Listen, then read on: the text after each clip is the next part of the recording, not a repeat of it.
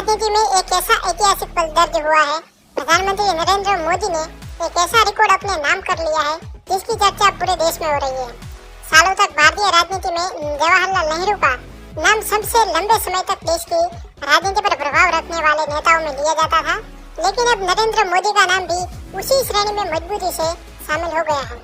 लेकिन सवाल सिर्फ रिकॉर्ड का नहीं, सवाल यह है कि आखिर मोदी और नेहरू में ऐसी कौन सी समानता है जिसकी वजह से आज दोनों की तुलना हो रही है। जवाहरलाल नेहरू स्वतंत्र भारत के पहले प्रधानमंत्री थे। 1947 से 1964 तक वे भारतीय राजनीति के केंद्र में रहे।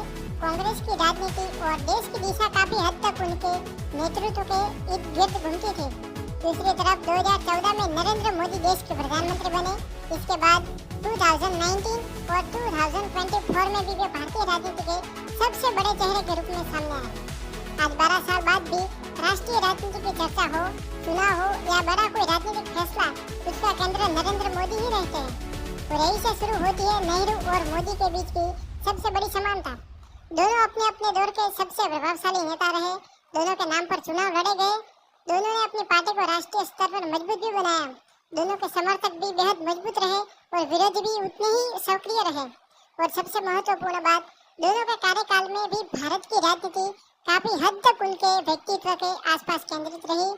हाँ, उनकी विचारधारा अलग थी, काम करने का तरीका अलग था और समय भी अलग था, लेकिन देश की राजनीति पर लंबे समय तक प्रभाव बनाए रखने की क्षमता ने दोनों को इतिहास में एक विशेष स्थान दिलाया है।